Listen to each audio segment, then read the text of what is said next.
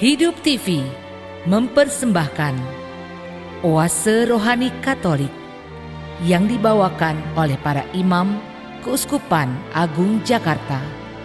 Selamat menyaksikan.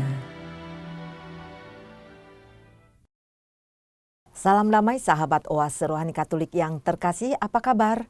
Jumpa kembali bersama saya Maria Paulina dalam acara kesayangan kita, Oase Rohani Katolik.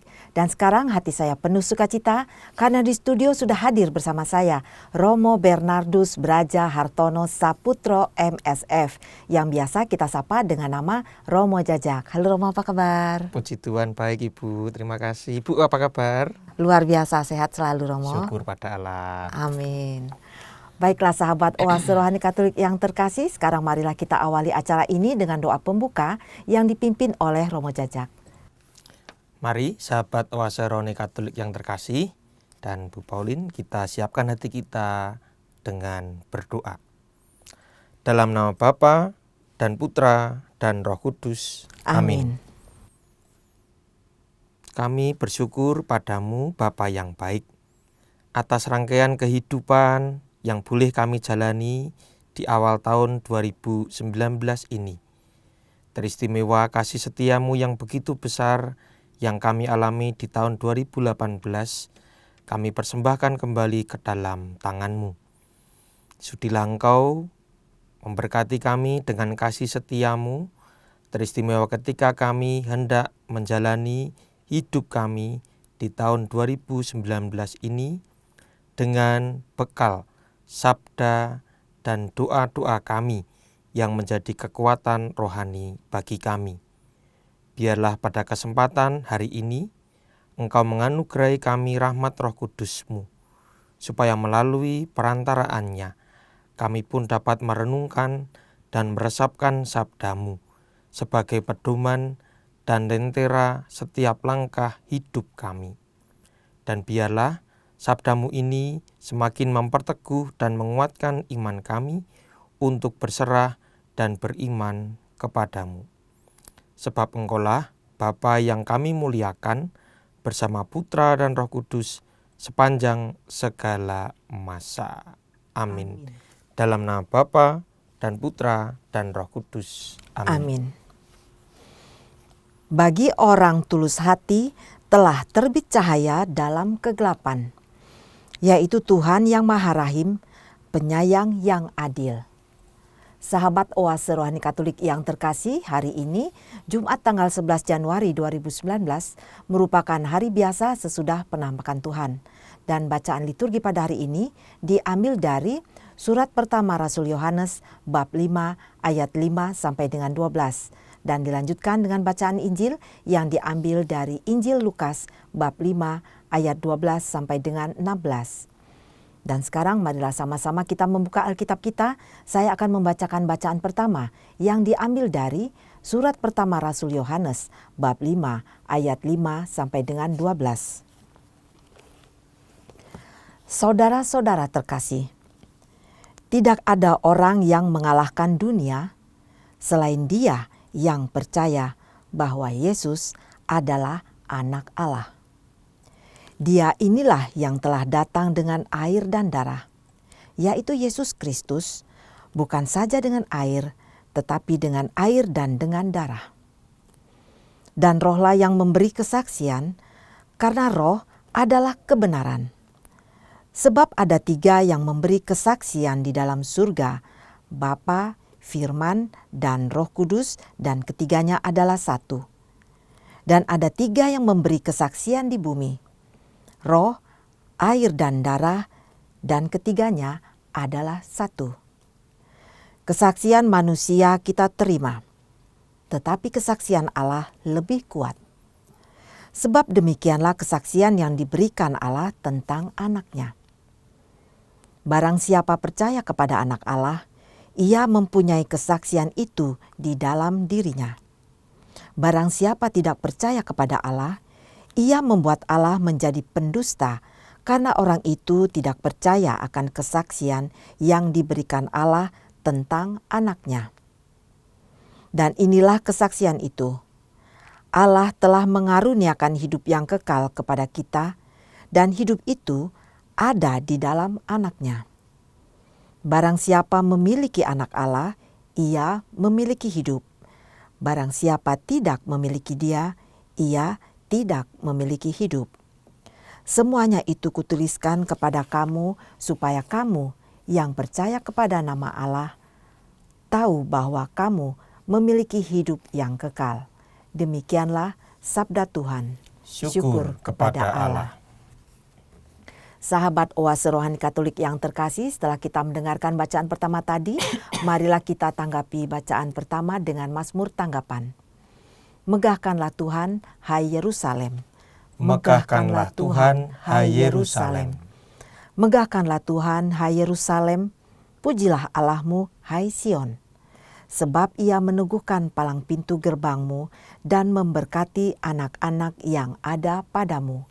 Megahkanlah Tuhan, hai Yerusalem. Ia memberikan kesejahteraan kepada daerahmu dan mengenyangkan engkau dengan gandum yang terbaik. Ia menyampaikan perintahnya ke bumi, dengan segera firman-Nya berlari.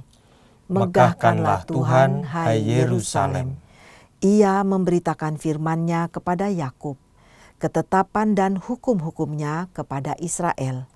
Ia tidak berbuat demikian kepada segala bangsa. Hukum-hukumnya tidak mereka kenal. Megahkanlah Tuhan, hai Yerusalem. Sahabat Oase Rohani Katolik yang terkasih, sekarang marilah kita satukan hati dan pikiran kita, karena Romo Jajak akan menyampaikan bacaan Injil yang diambil dari Injil Lukas bab 5 ayat 12 sampai dengan 16. Kita siapkan hati kita dengan mengkidungkan bait pengantar Injil.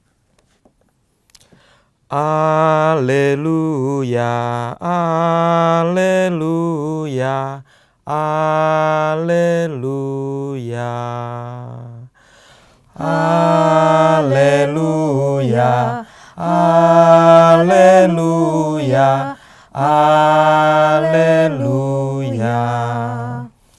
Yesus memberitakan Injil kerajaan Allah, serta melenyapkan segala penyakit dan kelemahan.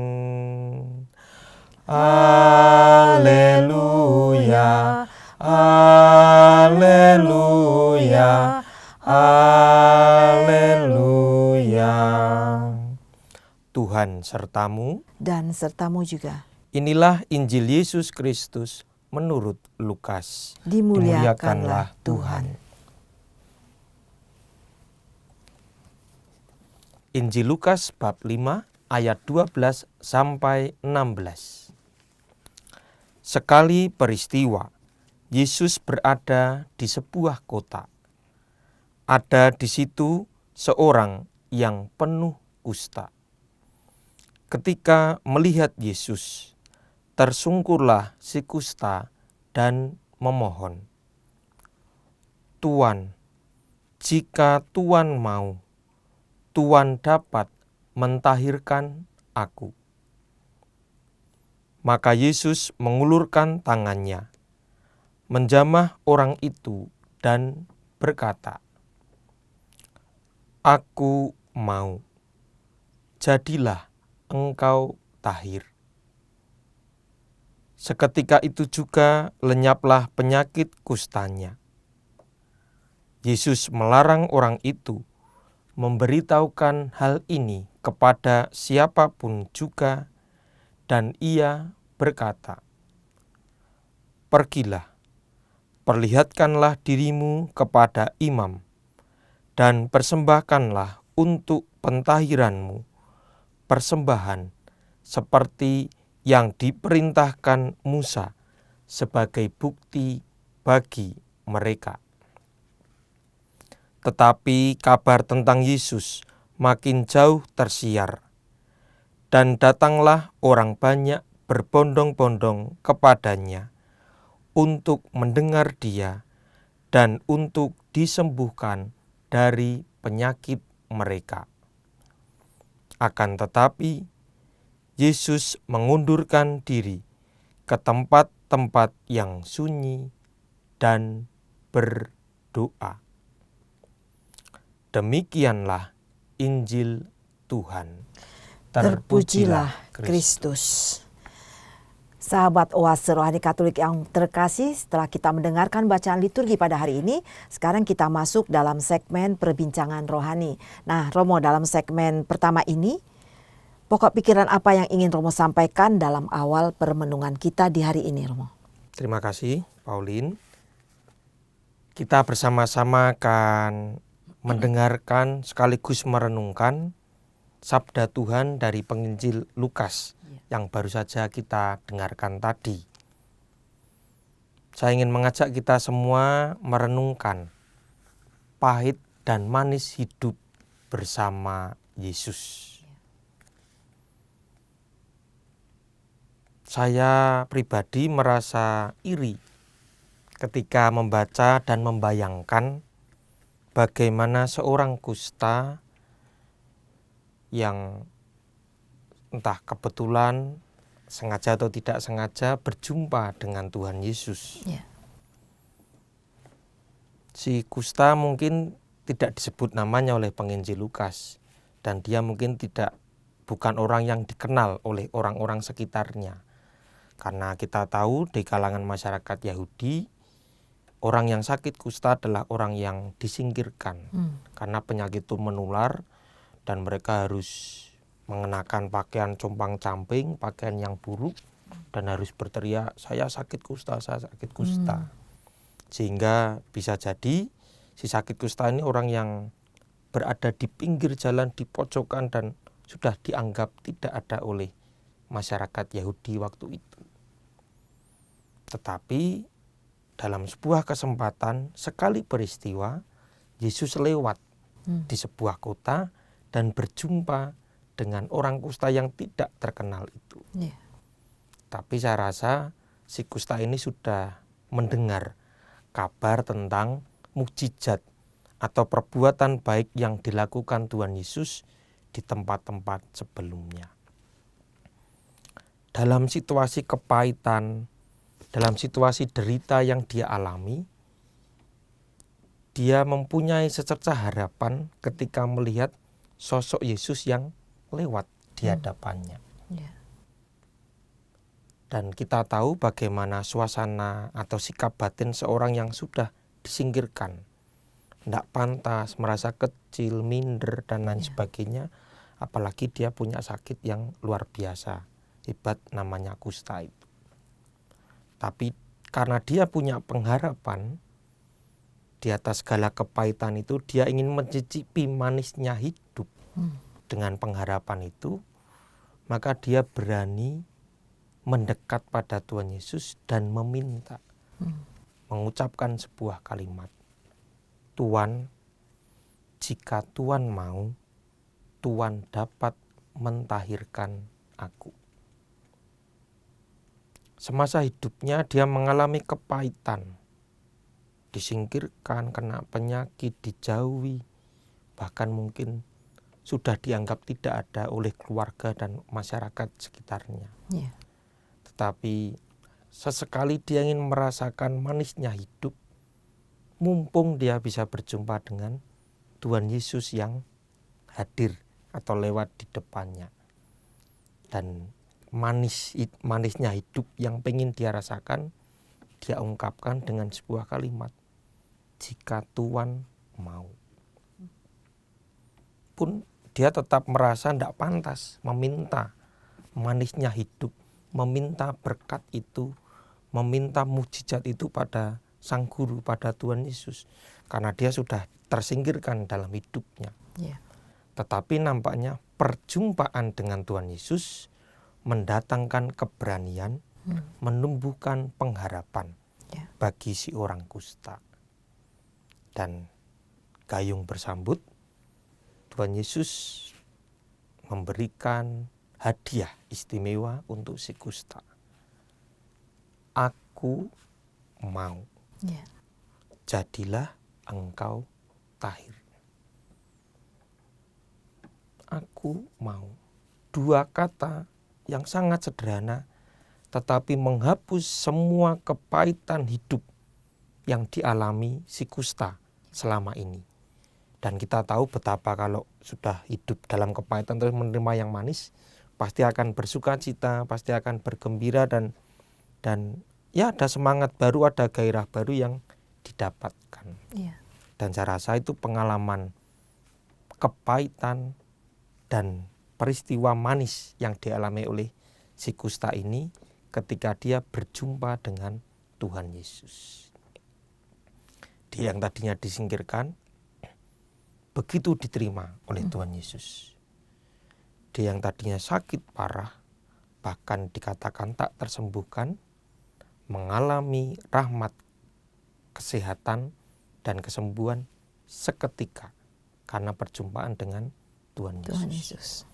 Dia yang tadinya sedih, berduka, mengalami sukacita dan kegembiraan karena perjumpaan dengan Tuhan Yesus. Maka poin pertama yang ingin kita renungkan bersama adalah pahit dan manis semua kita alami, dan kita dikuatkan jika kita tinggal bersama Tuhan Yesus. Iya. Jadi pahit dan manis itu ya Romo ya. Ya. Tadi kata kuncinya aku mau ya tadi. Aku mau. Iya. Betul, itu dua kata yang bagi saya kalau saya meminta, Iya. dan yang saya entah itu pimpinan, entah itu bapak ibu, Iya. aku mau nih kamu saya beri, wah betapa senang hati saya. Iya. Permohonan saya dikabulkan. Dan sebenarnya itu kan wujud gambaran dari doa-doa kita kan. Kita memohon kepada Tuhan, jika engkau berkenan, jadilah kehendakmu, kan begitu. Iya. Dan ini juga Romo di bacaan pertama nih Romo ya. Di bacaan pertama di ayat 8 kita dapatkan bahwa di sini ada 3 kesaksian di bumi, yaitu roh, air, dan darah. Bisa tolong Romo jelaskan Romo? Oh baik. Berhubung atau menyangkut dengan peristiwa pahit dan manis tadi, kita mencoba merenungkan juga bacaan pertama dari surat Rasul Yohanes yang pertama tadi. Dikatakan bahwa ada 3 kesaksian di bumi, roh, air, dan darah. Dan kalau kita melanjutkan dalam konteks satu kutipan itu, pada ayat 9, kesaksian manusia kita terima, tetapi kesaksian Allah lebih kuat. Sebab demikianlah kesaksian yang diberikan Allah tentang anaknya. Di bacaan pertama ini mau ditegaskan kepada kita mengenai kesaksian. Dan masing-masing dari kita manusia memberikan kesaksian betapa besar karya Allah, karya keselamatannya bagi hidup kita. Namun jauh lebih besar daripada kesaksian kita manusia, kesaksian Allah lebih hidup dan sempurna. Kesaksian Allah dinyatakan juga melalui roh, air, dan darah. Kita memaknai kesaksian Allah melalui roh dalam arti kita ingat peristiwa pembaptisan Yesus di Sungai Yordan. Turunlah roh Allah berupa burung merpati, dan terdengarlah suara, inilah anakku yang kukasihi, kepadanyalah aku berkenan. Di situ roh Allah hadir dengan lambang merpati itu dan menegaskan kepada Yohanes Pembaptis, kepada masyarakat atau orang-orang Yahudi bahwa inilah utusan Allah, inilah putra kesayangannya, dan melalui dialah namaku, nama Allah maksudnya, akan dimuliakan dan dinyatakan. Jadi roh yang hadir dalam burung merpati, dalam rupa burung merpati itu memberikan kesaksian bahwa Allah berkenan hadir melalui Sang Putra. Jadi di sini kesaksian tentang anak Allah ya, Romo ya? Apa bahwa yang dikatakan di sini? Allah hadir, Epifani toh, Allah hadir mewahyukan diri juga dalam diri putranya melalui roh. Nah, Romo, dari beberapa hal yang Romo tadi uraikan, Romo ya, poin lain apakah yang bisa kita pegang sebagai cerminan kita dalam masa sekarang ini, Romo? Baik juga kita mengingat bahwa kesaksian tadi dihadirkan dalam air dan darah. Bicara soal air, kita diingatkan peristiwa pembaptisan. Ya. Seperti yang tadi Yesus dibaptis di Sungai Yordan. Dan akan kita peringati besok Minggu, pesta pembaptisan Tuhan. Ya. Dengan peristiwa pembaptisan itu, air membersihkan dan menguduskan kita manusia, dan baptisan Yesus adalah baptisan yang solider dengan kita manusia, supaya kita disucikan lagi, dibersihkan lagi dalam kasih Allah. Dan kalau kita mau merenungkan lebih dalam lagi kesaksian melalui darah, kita ingat, inilah tubuhku, inilah darahku yang dikorbankan bagimu demi pengampunan dosa. Lakukanlah ini sebagai peristiwa untuk mengenangkan daku.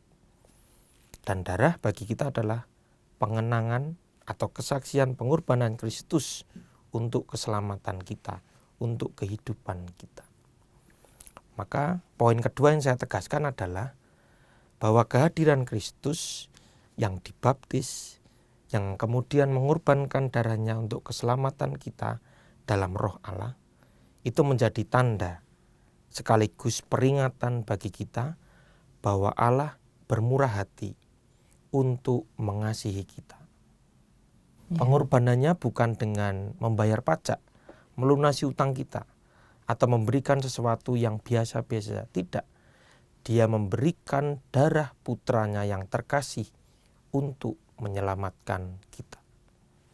Atau dalam peristiwa orang kusta tadi, Allah menyatakan kasihnya melalui dua kata, aku mau. Ya. Dan Tuhan Yesus mau mengorbankan dirinya untuk menebus dosa-dosa kita. Lalu bagaimana dengan kita yang menerima pengorbanan itu? Merasa bersyukur atau biasa saja? Atau malah berbuat lebih banyak dosa? Karena tidak sadar bahwa kita sudah diselamatkan dan ditebus. Ya. Nah Romo, jadi kalau misalnya di sini dilihat dari bacaan pertama ya Romo ya. Surat Yohanes ini maksud dari Rasul Yohanes menulis surat ini, apa yang akan disampaikan kepada kita semua Romo? Baik, dikatakan oleh oleh Santo Yohanes bahwa kita semua pada waktunya akan menerima kehidupan kekal, di mana tidak ada lagi dosa, tidak ada lagi kelemahan manusia, tidak ada lagi maut, karena sudah menerima hidup yang kekal tadi. Dan Santo Yohanes memberitahu, mengajarkan kepada kita pengetahuan tentang kehidupan kekal yang bisa kita peroleh jika kita berjumpa dengan Yesus, Sang Anak Allah, Sang Putra. Ya. Catatannya saya garis bawahi, jika kita berjumpa dengan Yesus. Maka benarlah yang dikatakan dalam surat Rasul Yohanes ini, bacaan pertama. Barang siapa percaya kepada Anak Allah, ia mempunyai kesaksian dalam dirinya. Jadi, ketika saya berjumpa dengan Tuhan Yesus, saya belajar mendekat bersamanya, saya tahu bahwa saya begitu dikasihi. Saya tahu bahwa saya begitu dicintai oleh Allah melalui Sang Putra. Seperti orang kusta tadi, dia langsung tahu bahwa dialah Sang Guru yang akan menyembuhkan saya. Dialah orang yang akan mengasihi saya. Dan karena dalam namanya, dalam kasihnya, saya akan beroleh kehidupan di sini dan nanti kehidupan kekal karena saya sudah ditebus dengan darahnya. Segala kepahitan saya akan diubahnya menjadi manis, menjadi sukacita karena kemurahan dan belas kasihnya untuk saya. Dengan catatan jika saya berjumpa dengan Yesus. Kalau tidak berjumpa ya saya tidak tahu mau jadi apa atau mau bagaimana hidup kita. Karena dia adalah satu-satunya jalan, kebenaran, dan hidup. Berjumpa dengan Yesus. Seperti apa itu Romo? Bukankah bisa digambarkan? Kita misa, Ekaristi? Iya, jadi dalam arti kata itu hanya sebagai analogi, bukan secara fisik maksudnya. Bukan secara fisik. Iya. Kalaupun iman terjadi kita, secara fisik, itu mujizat, Iya. penampakan Iya. Tuhan kepada kita. Tetapi selebihnya, aku menyertai engkau sampai akhir zaman, dan itu dibuktikan, janji itu dipenuhi dengan kehadirannya melalui kitab suci, Iya. melalui sakramen-sakramen, melalui peristiwa hidup yang kita alami setiap hari. Bahwa sampai hari ini saya dan ibu bisa mendengar dengan baik, Iya. bisa berbicara, bisa melihat. Itu sungguh suatu berkat kasih setia Allah yang kita alami. Bahwa kita bisa misa dengan tenang, kita bisa beribadah dengan aman, tidak diganggu oleh kelompok-kelompok tertentu. Itu juga sebuah pendampingan, sebuah kesempatan di mana kita mengalami perjumpaan dengan Tuhan Yesus, meski bukan secara fisik. Ya. Secara fisik kita lihat dari salib Iya. atau benda-benda rohani yang kita miliki. Iya. Tapi selebihnya dia ada dalam hati kita dan bersama kita setiap saat. Jadi keyakinan dalam keselamatan ya, Romo Betul. ya. Bahwa kita sudah ada di jalan itu, Iya. tinggal kita sadar enggak Iya. bahwa kita ada di situ. Iya. Baiklah Romo, kita jeda sebentar ini Romo ya. Ya. Baiklah sahabat Oase Rohani Katolik yang terkasih, kita akan jeda sebentar sebelum kita melanjutkan pada perbincangan berikutnya. Saya informasikan, bila ada yang ingin bertanya seputar iman Katolik Anda, dapat menghubungi kami melalui SMS di nomor 0822 1036 1555 atau ke alamat email kami orkkhaj@yahoo.com. Hidup TV mempersembahkan Oase Rohani Katolik yang dibawakan oleh para imam Keuskupan Agung Jakarta. Selamat menyaksikan.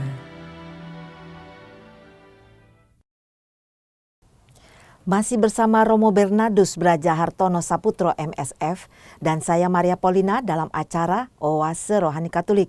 Terima kasih bagi para pemirsa ataupun bagi para pendengar yang baru saja bergabung di acara ini. Nah Romo, sekarang kita masuk dalam perbincangan yang kedua Romo. Dari apa yang sudah kita dengar tadi dari bacaan liturgi ini hari ini Romo ya, apa yang dapat kita petik Romo? Ada dua hal bisa kita renungkan dan kita bawa pulang untuk perjalanan hidup kita selanjutnya. Ya. Yang pertama, sikap orang kusta. Berhadapan dengan sang guru, Ya.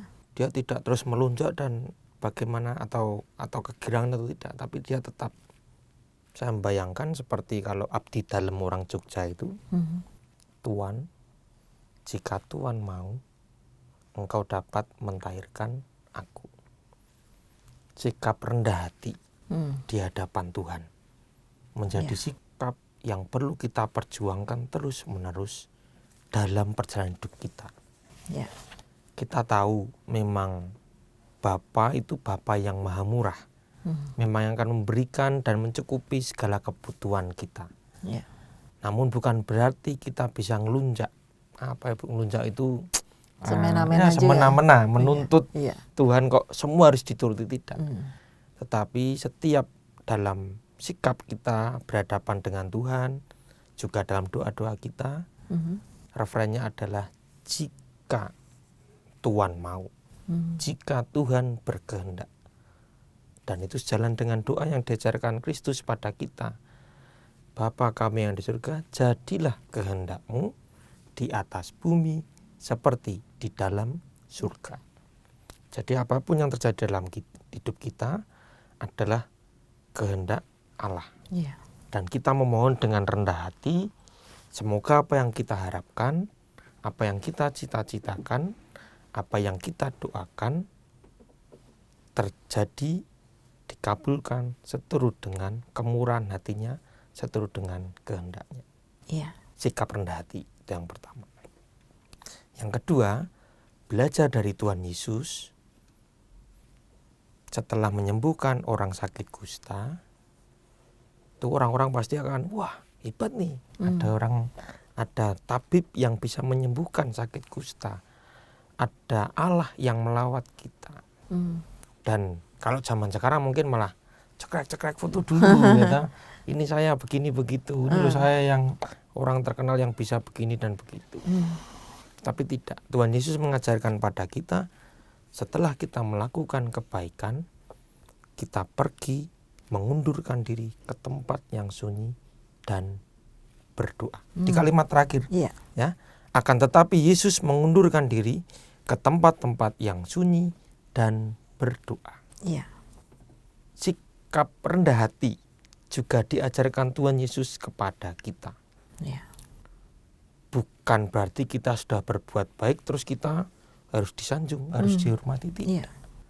Justru karena kita sudah berbuat baik dalam kasih Allah, dan harus kita akui bukan kita yang berbuat baik, tetapi Allah yang berbuat baik melalui kita. Iya.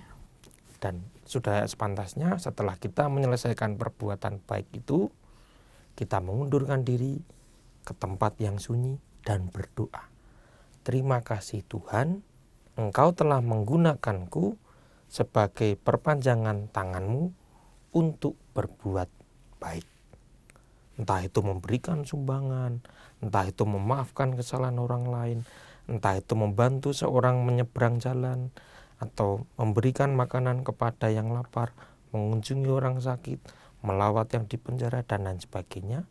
Semua itu karya Allah melalui saya atau kita semua. Dan bukan saya yang harus makin besar, tetapi Dia yang harus makin besar. Dia harus makin besar, aku harus makin kecil. Maka sesudah kita berbuat baik, dan saya rasa kita akan terus berbuat baik pada setiap saat, setiap waktu. Setelah kita menyelesaikan perbuatan baik itu, menarik diri, tidak perlulah cekrek-cekrek ekspos, update status saya habis nyumbang begitu, atau tidak perlu. Biar Allah sendiri dengan caranya mewartakan kebaikan yang kita lakukan. Iya. Tidak perlu kita berlelah pasang ini dan itu atau foto, atau tidak perlu. Iya. Biar kita yang memulai perbuatan baik, Allah yang akan menyempurnakan dengan caranya. Nah, sekarang tentang doa. Ya Romo, saya tertarik tentang doa. Bagaimana kita menerapkan doa pada zaman sekarang ini, Romo? Boleh dikatakan belajar dari peristiwa perjumpaan si kusta dan Tuhan Yesus. Si kusta dalam hatinya sudah berdoa, atau bahkan lama berdoa, ya Allah, kapan aku sembuh? Kapan aku sembuh? Kapan aku bisa tahir? Dan dia mendapatkan jawabannya ketika dia berjumpa dengan Tuhan Yesus. Maka belajar dari pengalaman si kusta ini, saya kok mengajak kita semua, termasuk diri saya sendiri, tidak lelah berdoa, memohon kepada Allah melalui Tuhan Yesus. Saya beri catatan melalui Tuhan Yesus. Karena Dia yang sungguh hadir, Dia yang sungguh nyata memberkati dan betul-betul mengasihi kita sampai mengorbankan darahnya. Dalam situasi pahit, kembali tadi toh, dalam situasi pahit tadi, tentu kita pasti banyak berdoa atau banyak berharap. Iya. Dan kita yakin, kita percaya pada waktunya Dia akan membuat segala sesuatu indah. Seperti kata pengkhotbah kan, indah, segala sesuatu indah pada waktunya. Dalam aplikasi doa kita sehari-hari, juga ketika kita sakit, kita lemah, kita tidak berdaya, kita pun datang kepada Bapa melalui Tuhan Yesus. Maka sungguh sikap kerendahan hati dan ketekunan dalam doa menjadi sikap yang harus kita perjuangkan. Ada kalanya beberapa orang menceritakan pada saya, Romo, saya sudah berdoa tapi kok tidak dikabulkan. Saya minta ini kok tidak dikabulkan. Lah doanya bagaimana? Pakai referen tadi tidak? Jika Tuhan mau. Nah, jangan-jangan tidak pakai referen itu. Pokoknya, wah tidak bisa. Pokoknya terus. Tuhan yang ngatur kita, bukan kita yang ngatur Tuhan. Dan ada pitutur Jawa yang bagi saya baik untuk kita renungkan. Saya juga tidak sengaja menemukan, tapi baik untuk kita bawa. Maaf, saya membacakan dalam bahasa Jawa. Baik, Romo. Sak pait-paite uripmu, yen awakmu ora lali njaluk pitulungane Gusti, dijamin uripmu bakal ngerasake legine urip. Dalam bahasa Indonesia, sepait-paitnya hidupmu, kalau kamu tidak lupa meminta pertolongan kepada Allah, dijamin hidupmu juga akan menemukan manisnya kehidupan. Jadi memang hidup kita mungkin pahit, hidup kita berat, hidup kita dipenuhi duka. Tetapi kalau kita tidak lupa atau kita selalu berharap pada Tuhan, pasti dijamin akan ada suatu saat di mana kita akan mengalami manisnya hidup, dan manisnya itu akan menghapus, menghilangkan, menyingkirkan semua pahit yang pernah kita alami. Ya. Asal kita tidak lupa untuk berjumpa atau berdoa dan berserah kepada Tuhan. Menarik sekali Romo, di sini juga ada pengharapan artinya Romo ya. Ada. Ustaz berharap jika Tuhan mau. Pengharapan yang begitu besar yang diletakkan dalam doa dan kalimat yang diungkapkannya. Dan juga kita harus yakin bahwa Tuhan selalu memberikan yang terbaik ya Romo, dalam arti begitu. Selalu demikian. Dari mata manusia biasa kadang-kadang tidak selaras dengan keinginan kita, itu seperti apa Romo? Ada kalanya menurut kita baik, tetapi menurut yang di atas kamu hanya akan menderita kalau kamu menerima itu. Misal saya pernah berdoa, Tuhan semoga saya punya mobil. Tapi saya tidak berpikir bahwa ketika punya mobil saya harus menyiapkan garasi, membayar biaya servis, membayar pajak yang tiap tahun pasti naik. Dan belum tentu saya sanggup untuk memenuhi kewajiban saya. Maka lebih baik kamu tidak punya mobil, tapi kamu naik sama mobil angkot atau taksi atau sekarang ya yang online itu, tapi kamu tidak terbebani dan hidupmu lebih ringan. Kamu melangkahkan. Memang kadang-kadang apa yang saya harapkan, saya maui tidak keturutan karena mungkin Tuhan punya yang jauh lebih baik dan lebih indah daripada yang saya bayangkan. Iya. Itulah, jadi kita intinya harus bersyukur sekecil apapun yang Tuhan berikan ya Romo ya. Jadi saya ingat apakah seperti pondasi iman kita ya Romo ya. Sepahit-pahitnya apa yang kita alami, pada saatnya kita akan menerima yang manis. Dan yang manis itu akan menghapus semua yang pahit. Dan mendatangkan sukacita, semangat, gairah. Iya. Seperti orang kusta tadi yang Romo ceritakan ya Romo ya. Penderitaannya lama Tuhan mentahirkan ini, jadi apapun itu menghapus semuanya. Menghapus semua dan sehat langsung, dia bisa diterima oleh masyarakat juga. Dan bisa bayangkan sukacitanya dia menerima kesembuhan. Manisnya hidup yang dialami setelah kepahitan yang dialami sekian waktu. Karena berjumpa dengan Tuhan Yesus. Jadi ada keyakinan juga di sini dari orang kusta tersebut ya Romo ya. Ada keyakinan bahwa saya akan ketemu, saya akan sembuh. Jadi untuk kita dalam sekarang ini Romo, kita kaitkan dalam masa sekarang ini, untuk segala hal itu kita juga harus ada keyakinan ya Romo ya. Karena tanpa keyakinan sia-sialah hidup kita. Ketika kita berhenti berharap, maka maaf, disitulah kita sudah mati. Ya enggak ada sesuatu yang mau dicapai, enggak ada sesuatu udahlah hari ini untuk hari ini aja, terus tidak ada. Saya sekolah buat apa, saya kerja buat apa, saya menikah, terus jadi pastor buat apa kalau tidak ada pengharapan. Dan betul bagi sahabat Oase Rohani Katolik yang terkasih, sekecil apapun pengharapan Anda, jika itu memang baik dan tepat untuk Anda, pasti akan diberikan Tuhan. Wong janjinya seperti fajar pagi hari yang tiada pernah terlambat bersinar. Seperti lagu itu ya Romo ya. Betul sekali. Nah Romo, dari bacaan pertama dan bacaan Injil hari ini, benang merahnya apa yang dapat Romo sampaikan di sini? Bacaan pertama bicara soal kesaksian. Bacaan kedua, bacaan Injil bicara tentang perwujudan dari kesaksian itu.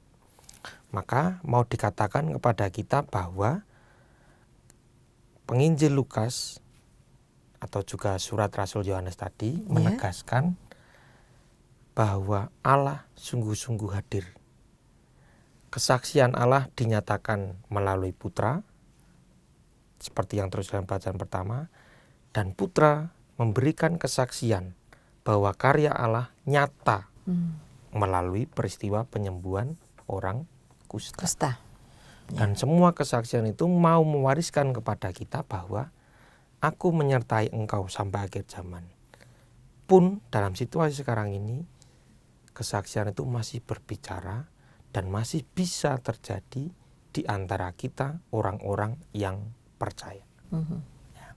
Mau dikatakan oleh kedua bacaan ini bahwa Allah tidak pernah berhenti bersaksi, memberikan kasih karunia-Nya, menyatakan cinta kasih-Nya kepada kita, anak-anak kesayangannya. Buktinya apa? Kita masih punya para imam yang bisa melayani sakramen-sakramen. Kita masih melihat dan mengalami sendiri begitu banyak orang yang saling jatuh cinta dan menikah. Dan dalam pernikahan itu mereka saling memberikan diri melalui cinta kasih, dan nanti dalam keturunannya juga sebagai orang tua. Dan juga masih ada begitu banyak perbuatan baik yang kita alami, baik dari kelompok kita sendiri ataupun juga komunitas-komunitas lain yang dengan caranya masing-masing menghadirkan kebaikan-kebaikan Allah bagi hidup kita. Dan kita perlu ingat, sehebat apapun kita, sebaik apapun kita, bukan kita yang melakukan, tetapi Allah yang memberikan kesaksian kasih-Nya melalui diri kita. Maka janganlah kita bermegah atas segala sesuatu yang kita sumbangkan, kita berikan, kita lakukan, tetapi bersyukurlah bahwa Allah bermurah hati memakai saya, Pauline, kita semua, Anda sekalian, sahabat Oase Rohani Katolik, untuk menjadi perpanjangan tangan kasih-Nya. Kesaksian Allah nyata dalam diri Putra, dan sekarang nyata juga dalam diri kita. Asal kita percaya ya, Betul. Romo ya. Dan ini Romo sebagai bahan refleksi kita dalam menjalani kehidupan sehari-hari seperti apa itu? Oke. Bu Pauline, saya dan sahabat Oase Rohani Katolik pasti punya salib di rumah. Dan bolehlah kita bertanya, 24 jam Tuhan Yesus berdiri atau tergantung di kayu salib. Pernah dia turun? Pernah dia capek? Pernah dia mengeluh? Tidak pernah. Dan bagi saya, itu permenungan yang cukup mendalam bahwa dia rela dalam posisi, ya kita bayangkan saja secara fisik saja sudah sangat menderita. Tapi dia rela hadir dan memberkati, menebus kita dari dosa-dosa kita dengan kasih-Nya. Maka kesaksian yang diceritakan melalui bacaan-bacaan hari ini, juga kesaksian melalui simbol-simbol rohani kita, terutama salib, ingin menunjukkan pada kita bahwa aku selalu ada untukmu. Jika Tuhan mau, dan kita berharap Tuhan menjawab, aku mau. Tinggal waktunya kapan, nah itu perjalanan kita yang akan menentukan. Ya. Tapi bahwa dia selalu ada untuk kita. Tinggal kita yang mau datang untuk dia apa enggak. Hari Minggu ke gereja atau tidak. Waktu kemarin masa Advent dan besok Prapaskah mau ngaku dosa atau tidak.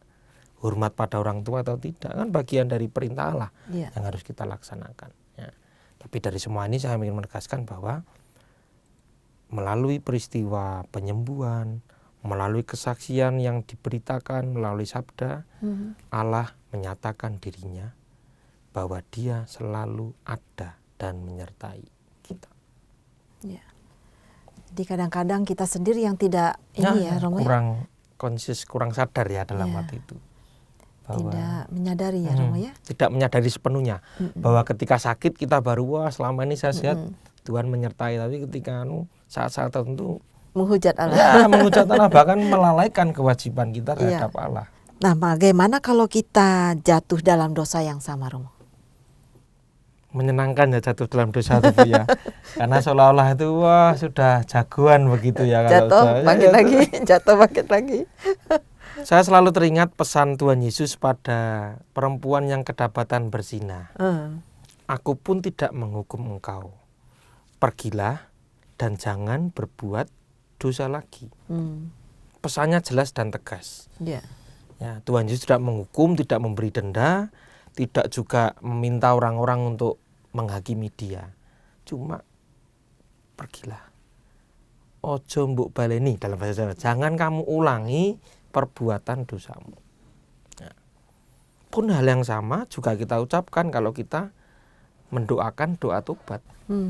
Aku benci akan segala dosaku dan berjanji dengan pertolongan rahmat-Mu hendak memperbaiki hidupku dan tidak akan berbuat dosa dosa lagi. Kan sama rumusannya, Ya. sama dengan tekanan yang ingin kita sampaikan. Bahwa kita dalam pengakuan Romo saya malas ke gereja, berarti dosamu adalah malas ke gereja. Kalau kamu berjanji tidak berbuat dosa lagi, berarti rajin ke Di gereja, tidak mengulangi lagi. Romo saya tidak menghormati orang tua saya, dosamu tidak menghormati orang tua. Kalau kamu berjanji tidak berbuat dosa, maka belajarlah untuk menghormati orang tua. Ya. Nah, dan selalu ada ketegangan antara godaan dan roh Iya. kudus yang akan membuat kita setia pada jalan Allah. Ya, godaan untuk mencuri, godaan untuk selingkuh, godaan untuk berzina, godaan untuk berkata-kata yang kasar atau marah. Tetapi kita juga punya roh yang membedakan ini baik atau buruk. Ya. Kalau saya bicara kasar, kalau saya marah, kalau saya emosi, kalau saya mencuri, apa yang akan terjadi pada diri saya? Ya. Begitu selalu ada roh yang menuntun kita untuk membedakan ini baik atau buruk. Ya. Dan sebenarnya itu membantu kita untuk menjauhkan kita dari dosa. Karena kalau kita jatuh dalam dosa, kita jatuh dari hubungan kita dengan Allah. Seperti Adam dan Hawa. Tadinya bersama dengan Allah di Taman Eden, tapi karena godaan dan mereka jatuh dalam pelanggaran, mereka diusir dan terpisah dari Allah. Saya kok tidak mau, kita yang sudah berdosa ini, sudah ditebus, masih ndablek, masih nekat, masih ngeyel, masih semau gue berbuat dosa lagi, dan akhirnya Tuhan gedek-gedek, kamu itu sudah diampuni kok masih begini. Iya.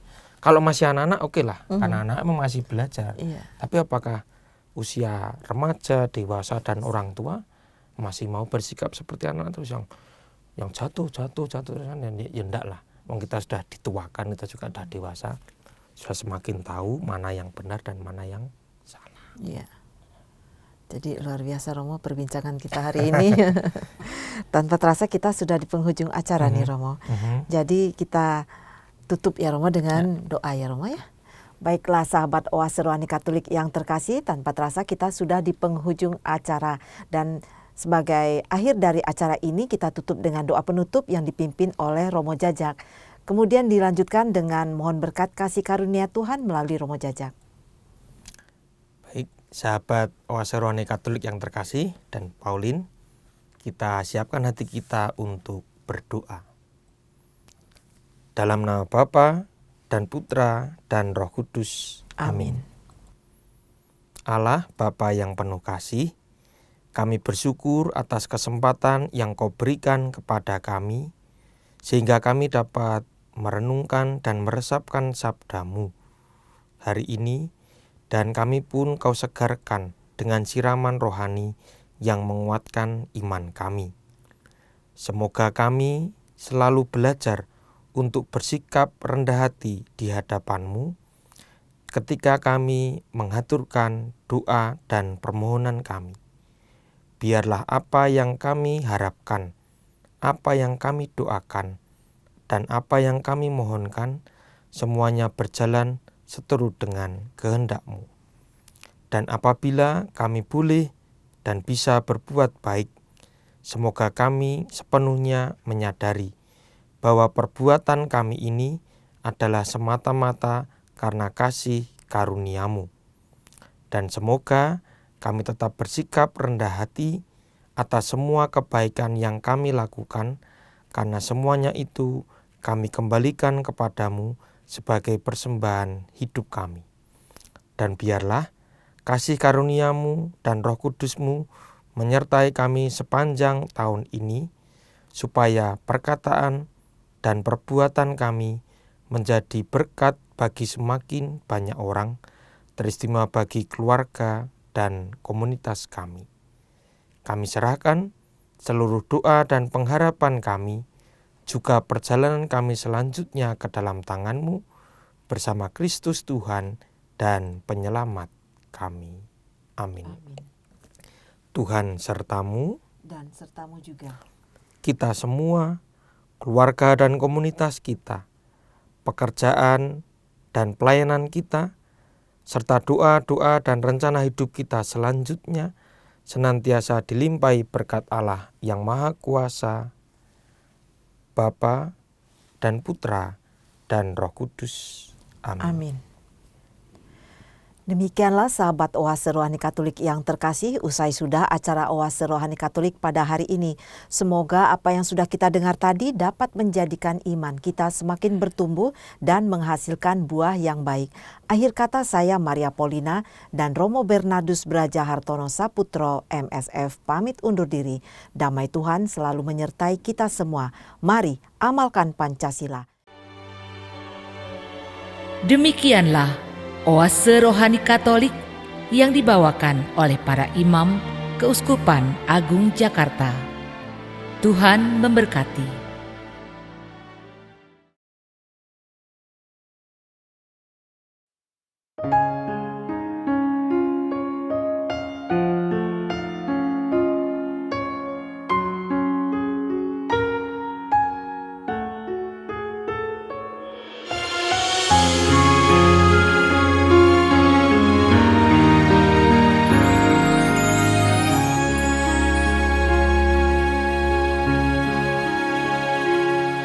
Ku petik mawar yang terindah, ku rangkai dalam sebuah doa.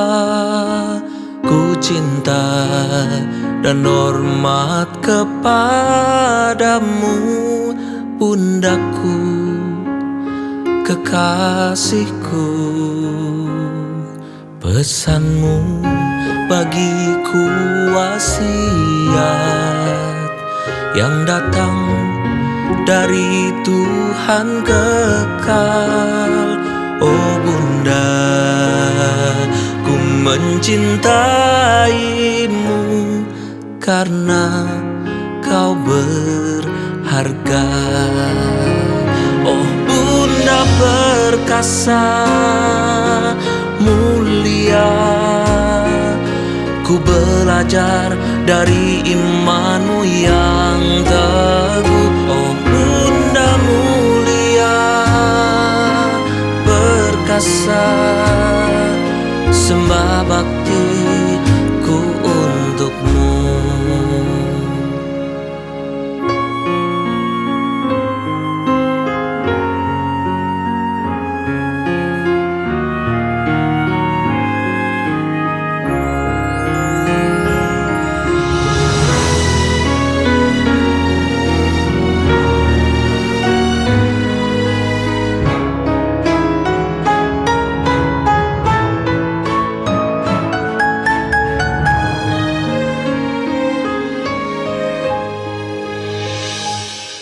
Pesanmu bagiku wasiat yang datang dari Tuhan kekal.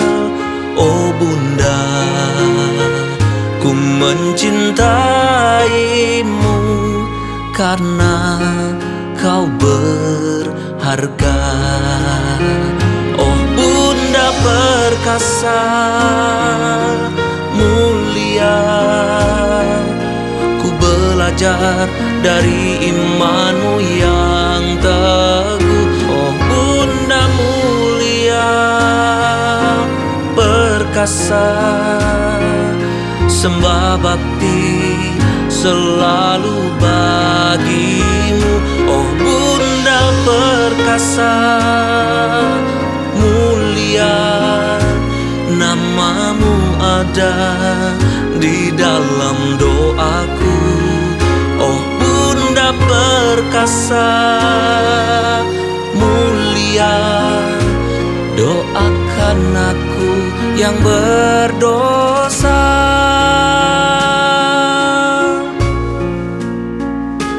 Doakan aku aku yang berdosa.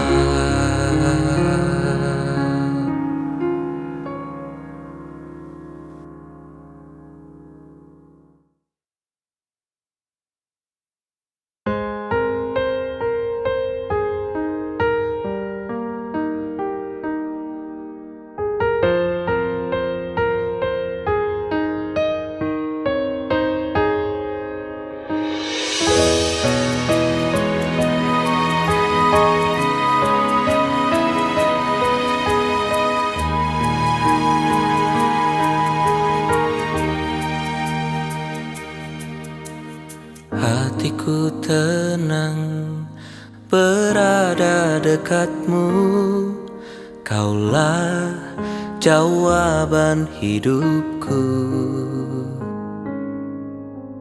Hatiku tenang berada dekatmu, Kau yang pelihara hidupku. Pertolonganmu begitu ajaib, Kau telah memikat hatiku. Di saat aku tak sanggup lagi, di situ tanganmu bekerja.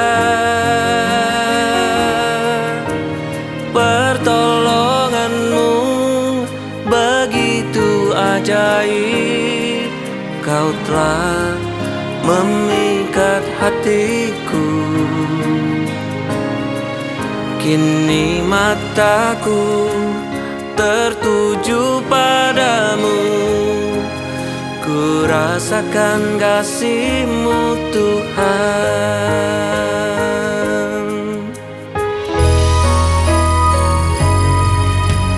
Hatiku tenang berada dekat-Mu, Kaulah jawaban hidupku.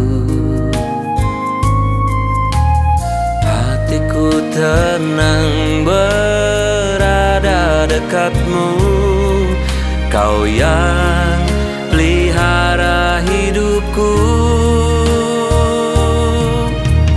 Pertolonganmu begitu ajaib, Kau telah memikat hatiku. Di saat aku tak sanggup lagi, di situ tangan-Mu bekerja. Pertolongan-Mu begitu ajaib, Kau telah memikat hatiku. Kini mataku tertuju padamu, ku rasakan kasih-Mu Tuhan.